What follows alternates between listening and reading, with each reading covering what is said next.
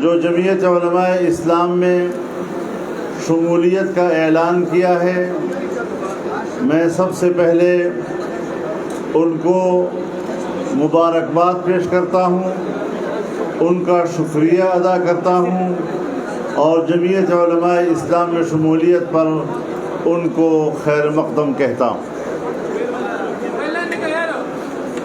میں چونکہ یہاں پر شمولیت کا ایک اعلان بھی ہوتا ہے، ان کے اعزاز میں ان کو جماعت کی ٹوپیاں بھی پہنائی جاتی ہیں، مفلر بھی پہنائے جاتے ہیں، تو ذرا ماحول بدنظمی کا شکار ہو جاتا ہے۔ تو اس کے لیے میں آپ تمام دوستوں سے بھی معذرت خواہ ہوں، میڈیا کے دوستوں سے بھی معذرت خواہ ہوں کہ ایسی صورتحال میں اس طرح تو ہوتا ہے اس طرح کے کاموں میں۔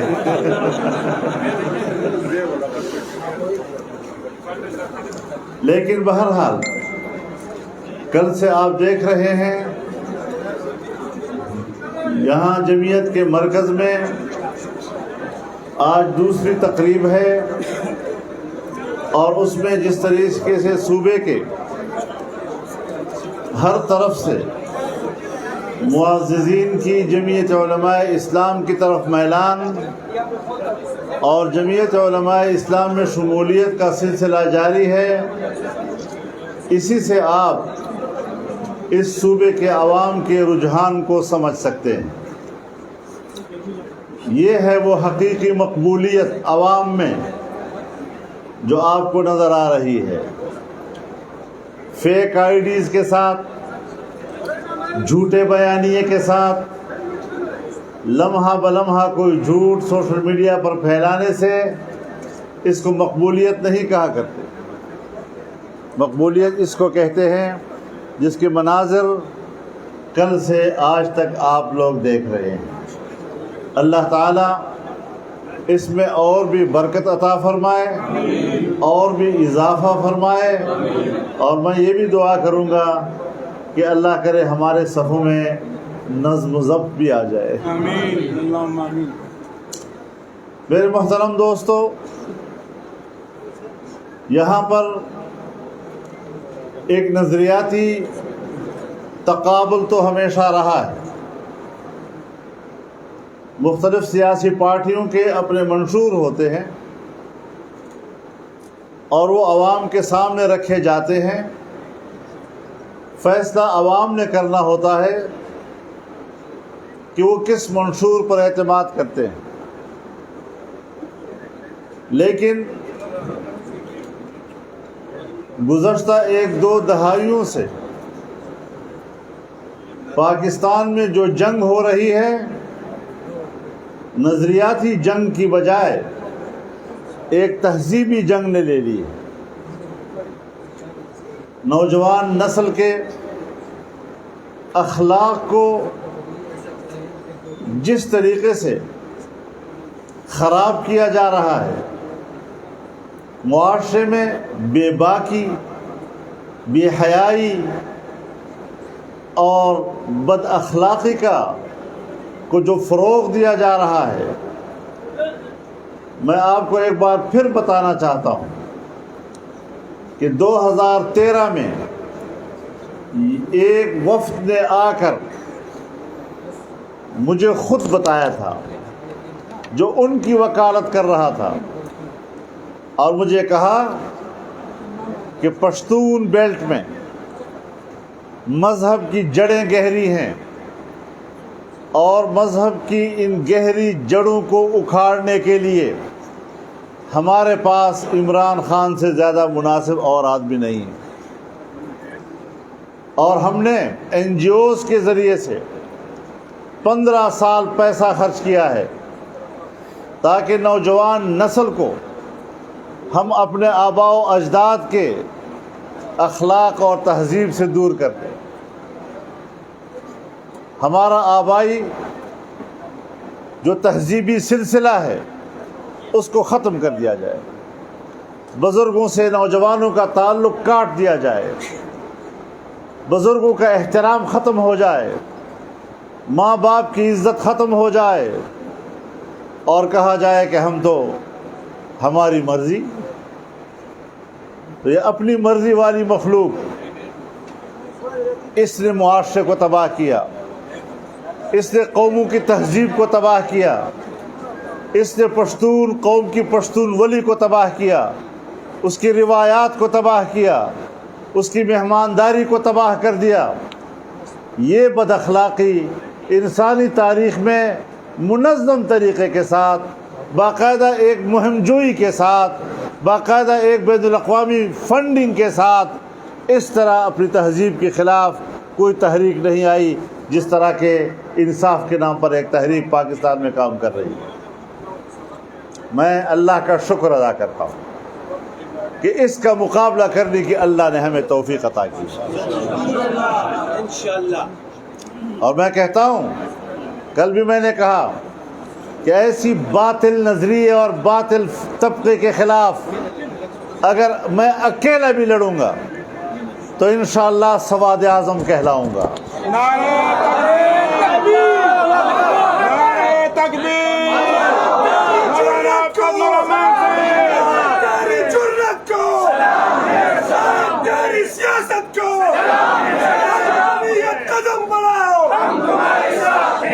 میرے محترم دوستو،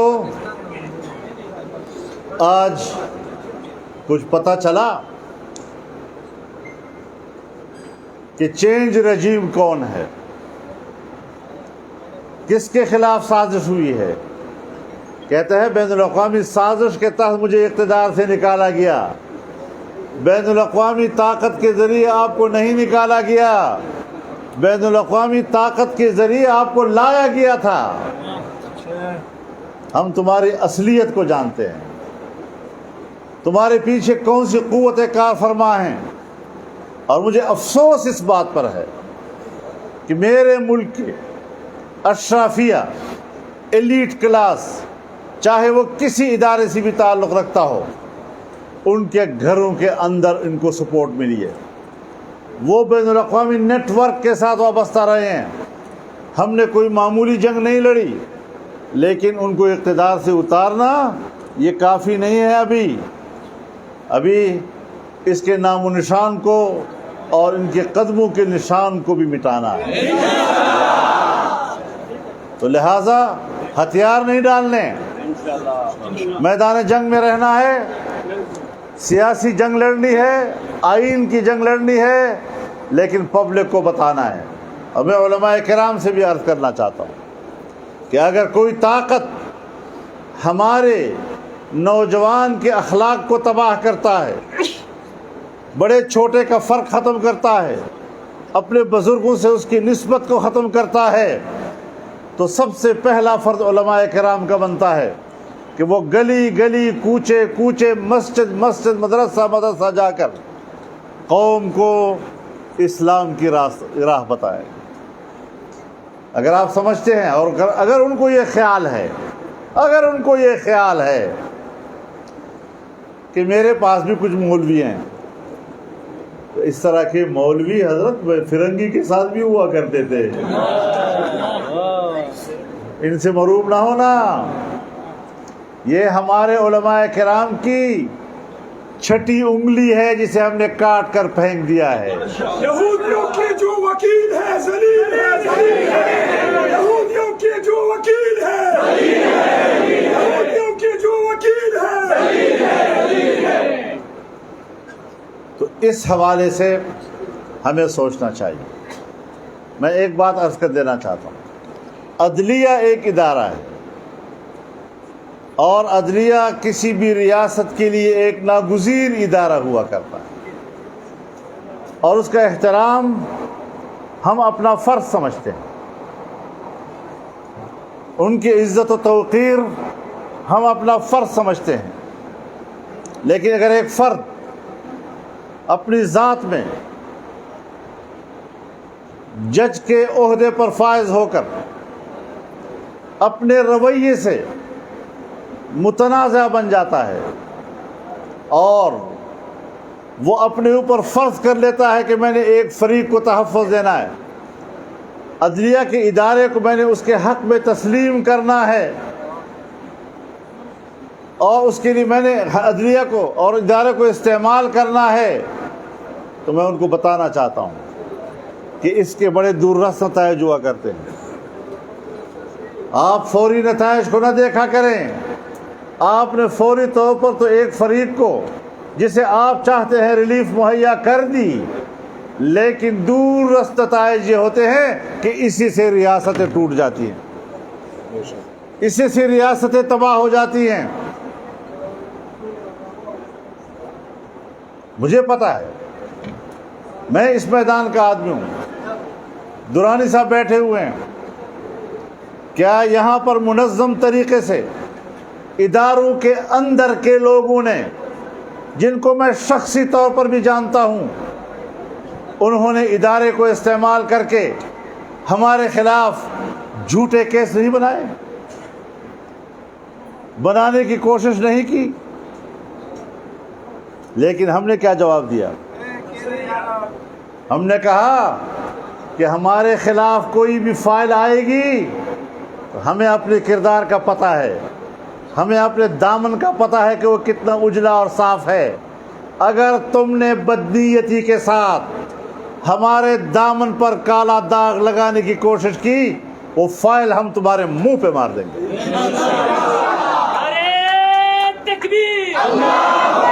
جمعیت علماء اسلام قائد جمعیت مولانا فضل الرحمان۔ میرے محترم دوستو، آج یہ لوگ ہمیں آزادی کا درس دیتے ہیں، جن کے آباء و اجداد کی پوری تاریخ غلامی سے بھری ہوئی ہے، جنہوں نے غلامی کے علاوہ کچھ سیکھا نہیں، آج وہ نئی نسل کو آزادی کا درس دے رہے ہیں۔ اس کو پتہ ہے آزادی کس چیز کو کہتے ہیں؟ آپ برطانیہ جائیں اور کنزرویٹو فرینڈز آف اسرائیل کے کینڈیڈیٹ کے لیے ووٹ مانگیں، ایک پاکستانی نژاد مسلمان کے مقابلے میں، تب بھی آپ آزادی کی بات کریں گے۔ فارن فنڈنگ کیس میں تمہارے پاس اسرائیل سے پیسہ آیا ہے، تمہارے پاس انڈیا سے پیسہ آیا ہے، تمہارے یہاں گھر کا کرایہ 9 سال تک امریکی قونصلیٹ دیتا رہا ہے، پھر بھی تم آزادی کی بات کرتے ہو۔ اس میں پیجندلے اس پدے نخلا سے گی کابینہ کے ٹول خلق 15 کسان امریکن غیر ملکیان غیر ملکی شہریت لارا،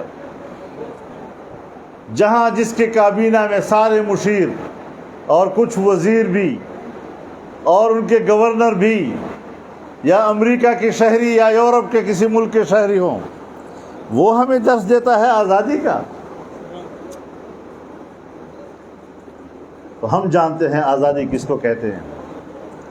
آزادی کے لیے تیرے آقاؤں کے ساتھ میرے اکابر نے 100 سال سے زیادہ کا جہاد لڑا ہے۔ آزادی کا درس میرے پاس ہے، غلامی کا درس تیرے پاس ہے۔ مجھے اپنے آباء و اجداد کا کردار بھی معلوم ہے اور تیرے آباء و اجداد کا کردار بھی معلوم ہے۔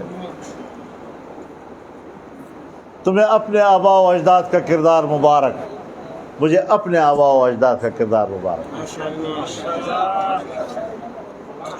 ہمارے کردار پر انگلیاں اٹھاؤ گے، ہمیں معاشرے میں ذلیل کرنے کی کوشش کرو گے، اور پھر ہم سے توقع رکھیں گے کہ ہم تمہاری خوشامد کریں۔ جتنا طاقتور سے طاقتور کوئی شخص ہے کسی بھی ادارے میں آج ان کو پیغام دینا چاہتا ہوں کہ دل کے کانوں سے سن لو کہ ہم نے کسی طاقتور کے رعب کو تسلیم نہیں کیا۔ سیاست کو مفتی زندہ تھا، مفتی چھایا تھا، مفتی چھایا ہے۔ اب انشاءاللہ العزیز اس وقت ایک حکومتی اتحاد موجود ہے، پہلی بات تو یہ ہے کہ یہ سارے لوگ ایک جگہ کے ہوئے اکٹھے ہیں، مذہبی لوگ، سیکولر لوگ، نیشنل پالیٹکس کرنے والے لوگ، قوم پرست لوگ، علاقائی، لیفٹ اور رائٹ، سینٹرلسٹ، سب اکٹھے کیوں ہو گئے ہیں؟ اس لیے کہ وہ ملک کو بچانا چاہتے ہیں۔ ان کو پتہ ہے کہ ایک ملک دشمن عنصر پاکستان میں بیرونی فنڈنگ کے ذریعے، بیرونی سپورٹ کے ذریعے داخل ہو چکا ہے اور وہ ملک کو کھوکھلا کر رہا ہے، اور اداروں کے لوگ ان سے وابستہ ہیں۔ جب تک وہ ادارے کے اندر ہیں تب تک پتہ نہیں چلتا، جب وہ اپنی لباس اتار لیتے ہیں اور اپنے لباس میں ہوتے ہیں، پھر ہمیں پتہ چلتا ہے کہ اسلام آباد پریس کے کلب کے سامنے کون لوگ اکٹھے ہو گئے، کن کے گھروں میں آنٹیاں رو رہی ہیں۔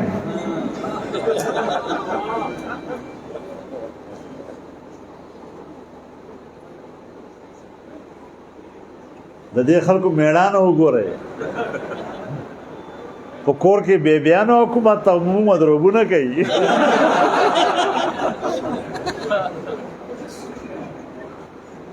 دادا خزن ہو کرار زمونگ حاکمان جوڑی گی۔ نرملا پختون ملا، نرملا پختون ملا۔ تو ان چیزوں سے ہمیں نہ ڈرایا کرو۔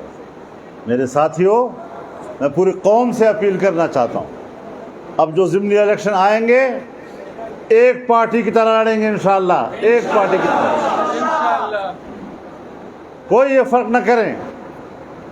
ملک ہے تو پھر ہم سب ہیں۔ آج ہم نے نظریاتی طور پر ملک کو بچانا ہے، اس کی جغرافیے کو بچانا ہے۔ اور میں یہ بات کیوں کہہ رہا ہوں؟ ایسے خامخواہ سیاسی بات نہیں کر رہا میں پہلے بھی جلسے میں کہہ چکا ہوں کہ اس نے کہا یا نہیں کہ پاکستان 3 ٹکڑے میں تقسیم ہو جاتا ہے؟ اس سے اس کے ایجنڈے کا پتہ چلتا ہے یا نہیں؟ کشمیر کے بارے میں کہا تھا کہ 3 حصوں میں تقسیم ہوگا، تو اپنی حکومت میں کر دیا یا نہیں کر دیا؟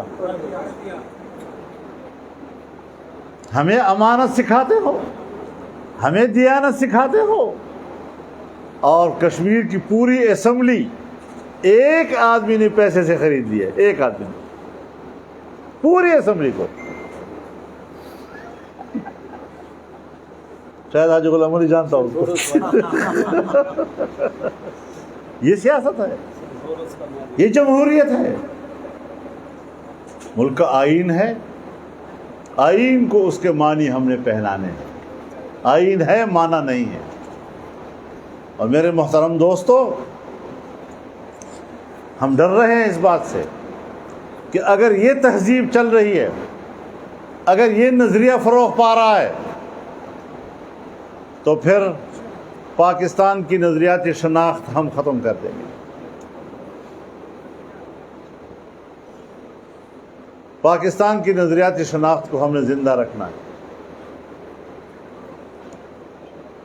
آئین کو زندہ رکھنا ہے۔ آئین کو زندہ رکھیں گے تو ادارے موجود ہوں گے، اگر ادارے آئین کو مانتے ہی نہیں ہیں تو پھر کیا کریں گے؟ تو پشاور والوں، آپ سے بھی کہنا چاہتا ہوں، یہاں پشاور میں بھی تھوڑا پرابلم ہے، اس کو بھی آپ لوگوں نے ٹھیک کرنا ہے۔ یعنی آپ بتائیں، آئین ہمارے بلدیاتی اداروں کی بات کرتا ہے، بلدیاتی اداروں کے اختیارات کی بات کرتا ہے، لیکن اس صوبے میں جب وہ شکست کھا گئے ہیں اور مجموعی طور پر حکومتی پارٹی اقلیت میں ہے، مجموعی طور پر اقلیت میں ہے، جمعیت کے ساتھ برابر ہے، سارے مل کے پھر ان کے مقابلے میں یہ اقلیت میں ہے، اور قانون بنایا جا رہا ہے کہ ان کو کوئی اختیار نہیں ہے لوگوں کی خدمت کرنے کا، سارے فنڈ ان پر بند کر دو، تو پھر آپ کو میدان میں نکلنا ہوگا۔ پھر آپ یہ بات سن لیں کہ یہ ہاتھ جوڑ کر درخواستیں دے کر عدالتوں کو منت سماجت کر کے آپ یہ حق حاصل نہیں کر سکیں گے۔ آپ عوام کے نمائندے ہیں، عوام کو لے کر میدان میں آئے اور ان کے گریبان میں ہاتھ ڈال دیں۔ یہ ہوتے کون ہیں آپ کو اختیار سلب کرنے والے؟ تو انشاءاللہ العزیز ہم نے یہ پگڑیاں اس لیے نہیں پہنی کہ سر جھکا کے چلنا ہے، سر اٹھا کے چلنے کے لیے پہنی۔ اور جنہوں نے ملت اسلامیہ حضرت مولانا فضل الرحمان سے قلبی مفتی زندہ تھا، زندہ ہے جمعیت، زندہ ہے جمعیت، زندہ ہے۔ میں ایک بات کہہ دینا چاہتا ہوں، یہ جتنے معززین آج یہاں تشریف لائے ہیں، فخر اعظم صاحب ہیں، ہمارے باجوڑ کے معززین ہیں، جو پی ٹی آئی کی بھی وہاں باقاعدہ عہدیدار، صدر ضلع کے، ڈویژن کے، قرم ایجنسی کے وہ بھی آنے والے ہیں، یہ سب اب جمعیت میں آ رہے ہیں۔ اب یہ جو جمعیت کے جھنڈے والی ٹوپی پہنی ہے نا جی، یہ رسول اللہ کا جھنڈا ہے، اب اس کی لاج رکھنی ہے صلی اللہ علیہ وسلم، اب اس کی لاج رکھنی ہے انشاءاللہ، اور اس کا حق ادا کرنا ہے۔ تو اللہ تعالی ہمیں کامیابی سے سرفراز فرمائے۔ میرا جی چاہتا ہے کہ میں ان تمام مشران کے گھروں میں جا کر اجتماعات کروں، ان کے پاس جاؤں اور وہاں پر ان کے گھروں میں حاضری دوں۔ کچھ ہمارے حالات ایسے ہیں کہ میں شکر گزار ہوں ان کا کہ انہوں نے ہمارے اس مرکز میں اس پروگرام پر اکتفا کیا، لیکن آپ کا میرے اوپر قرض ہے، انشاءاللہ میں آپ کے گھر میں بھی حاضر دوں گا انشاءاللہ۔ بہت بہت شکریہ جی۔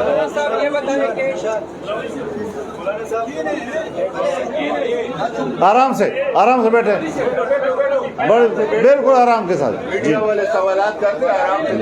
ذرا میڈیا کو کچھ سوالات کرنے دیں۔ آپ بیٹھے آرام سے، آرام سے۔ ارے جو بولتا ہوا یہ تک لیٹو بخول اگلی شے کر یار۔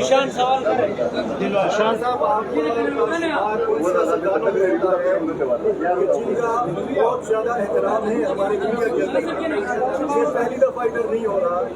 میں گزارش یہ کرنا چاہ رہا ہوں کہ آپ کے منتظمین جو ہے اگر اس قسم کا پروگرام ہو تو پھر وہ پروگرام الگ سے رکھا جائے، کانفرنس جو ہے اس کو الگ سے رکھا جائے۔ آپ نے ایک بات کی، سوال ہے میرا کہ ضمنی الیکشن میں ہم ایک پارٹی کی طرح الیکشن میں حصہ لیں گے، آئندہ جب جنرل الیکشن ہوں گے تو اس کے لیے بھی کوئی پلاننگ ہے کہ نہیں کہ تمام جو حکمران اتحاد میں جماعتیں ہیں وہ ایک پارٹی کی طرح؟ ابھی تو ہم یہی جو فیصلہ آیا ہے وہی تک ہم محدود ہیں، آگے جا کر بھی حالات کے مطابق ہم انشاءاللہ جو ملک کے فائدے میں ہوگا وہ فیصلہ کریں گے۔ مولانا صاحب یہ بتائیں کہ معیشت کیوں سنبھل نہیں رہی؟ ڈالر مہنگا ہو رہا ہے، پیٹرول پھر مہنگا ہو رہا ہے، کیا اقدامات کیے جا رہے ہیں؟ دوسرا میرا یہ سوال ہے کہ آپ اقتدار میں نہیں ہیں، کوئی وزارت آپ نے نہیں لی، لیکن پھر بھی آپ کا حکومت میں کافی زیادہ اختیارات ہیں، آپ فیصلے کرتے ہیں ملک کے، تو اس بارے میں تھوڑا بتائیں۔ اور تیسرا میرا یہ سوال ہے کہ لوگوں کے آپ سے بڑے توقعات تھے، اس توقعات پر آپ کس حد تک اترے؟ جی بسم اللہ، یہ تو بہت اچھا سوال ہے اور یقیناً پریشان کن سوال ہے۔ جو آپ کا سوال میرے ضمیر سے سوال ہے، میں خود محسوس کر رہا ہوں، مجھے اندازہ نہیں تھا۔ اور میں آپ کو یہ بتا دوں، جب ابھی حکومت بدلی نہیں تھی تو میں نے بڑے بڑے جلسوں میں یہ بات کہی تھی کہ ملک تو تباہ ہو گیا، لیکن اگر ہم اقتدار میں آ جائیں تو مجھے پریشانی اس بات کی ہے کہ دوبارہ اس ملک کو اٹھائیں گے کیسے۔ آج ہم اس چیز کو محسوس کر رہے ہیں کہ ہمیں کس طرح دلدل کے اندر پھنسایا گیا تھا۔ بین الاقوامی اداروں کے ساتھ وہ معاہدے کیے کہ آج وہ ہماری بات سننے کو تیار نہیں ہے۔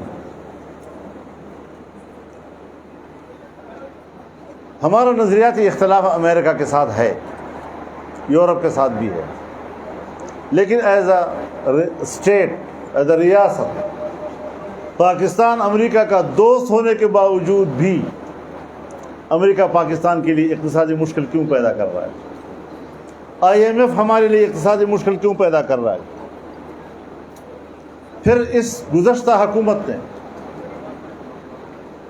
دو پہلو ہیں ہمارے تعلقات میں، ایک اسلامی دنیا، ایک غیر اسلامی دنیا۔ اسلامی دنیا میں سعودی عرب ہمارے قریب، اور غیر اسلامی دنیا میں چین ہمارے قریب، دونوں کا اعتماد ہم نے تباہ کر دیا ہے۔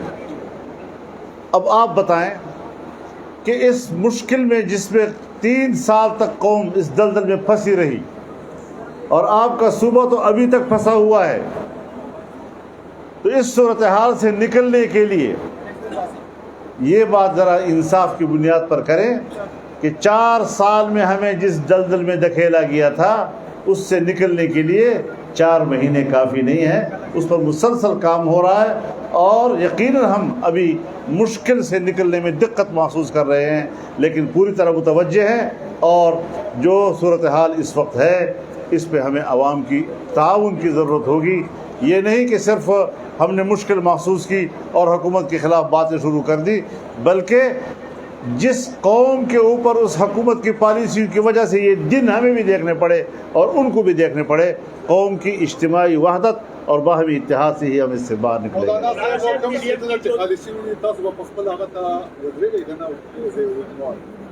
موږ دا فیصله کړې ده چې په 2018 کې کومه پارټۍ کینډیډیټ رننګ وو هغه ته پاتې په دې اړه شو بل سر چې مولانا سے دا سیلاب راغلي دی او تخت لاهور باندې ټول جګړه روانه ده، میډیم پاغه لګیا ده، سیاستدانانو پاغه لګیا دي، سیلاب بلوچستان کې په خیبر پختونخوا کې راغلي سیلاب هیڅ څه غم نه کوي، څه خبره کوي؟ زه تاسو ته یو خبره وکم، تاسو دا خبره ډېره په موقع وکړله او زه تاسو شکرګزار یم۔ قبل اس کے میں بہت شکر گزار ہوں اپنے دوست کا کہ انہوں نے اس وقت جو عوام کو درپیش فوری مشکل ہے، جو فوری مشکل ہے اس کی طرف متوجہ کیا ہے۔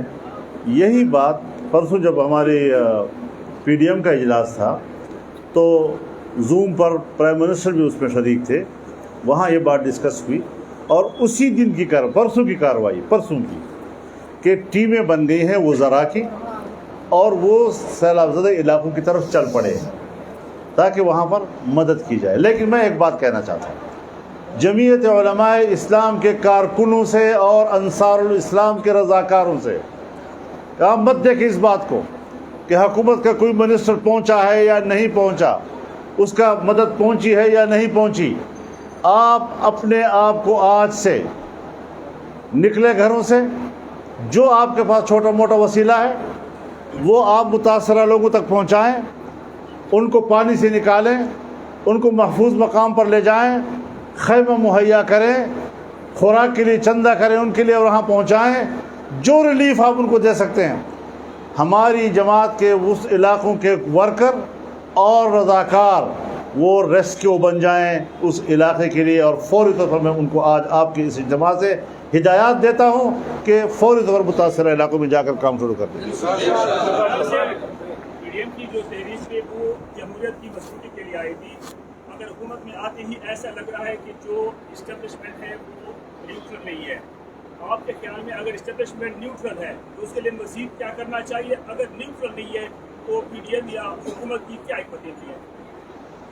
دیکھیے، ہم تو یہ چاہتے تھے، یہ ہمارا مطالبہ تھا کہ اسٹیبلشمنٹ جو ہے وہ نیوٹرل رہے، اپنے پیشہ ورانہ ذمہ داریوں سے وابستہ رہے، لیکن حکومت صرف ایک پارٹی کے کچھ لوگوں کا وزارتوں کی کرسی پر بیٹھ جانے کا نام نہیں ہے۔ حکومت جو عوام کے منتخب لوگ ہوتے ہیں، ادارے ہوتے ہیں، بیوروکریسی ہے، اسٹیبلشمنٹ ہے، عدلیہ ہے، یہ سب باہم مربوط ہو کر اس ملک کو مشکل سے نکالتے ہیں اور ترقی کے راہ پہ ڈالتے ہیں۔ تو اس وقت وزیر اعظم کے لیول پر، کیونکہ وہ یونٹی آف کمانڈ وہی ہے، تو اس اعتبار سے وہ تو تمام اداروں کے ساتھ رابطے میں ہیں جو ان کے ماتحت آتے ہیں، اور ان کے ساتھ وہ کام بھی مل کر رہے ہیں۔ ہاں، افراد سے شکایت ہو سکتی ہے لیکن ادارے سے ہم بات نہیں کر رہے۔ ہمیں عدلیہ کے بھی ادارے سے کوئی شکایت نہیں، لیکن کیا ہر کیس جس میں عمران خان کا فائدہ و نقصان ہو وہ 3 آدمی سنیں گے بس، اور کوئی نہیں ہے پاکستان میں؟ یہاں پشاور میں سارے فیصلے ایک ہی جج کرے گا؟ جیسے لگتا ہے کہ اس کا جج نہیں ہے، اس کی پارٹی کا رکن ہو، تو یہ چیزیں پھر محسوس ہوتی ہیں۔